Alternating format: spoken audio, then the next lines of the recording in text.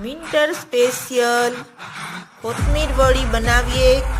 તેલ મૂકી દીધું છે મેં. ચણાના લોટમાં કોથમીર, ઇન્ડિયન મસાલા, ખાંડ, લીંબુ, લસણ મરચાંની પેસ્ટ, હળદર, મરચું, ધાણા જીરું, હિંગ, થોડું ઓઇલ લઈ અને પાણીથી લોટ બાંધી દીધો છે. હવે નાની નાની ગોળી વાળી ગરમા ગરમ તેલમાં તળી લઈએ આપણે.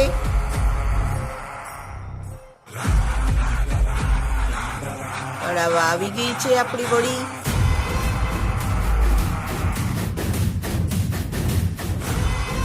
બહુ લાલ નથી કરવાની આને. બહુ સરસ લાગે છે. Tasty and healthy recipe.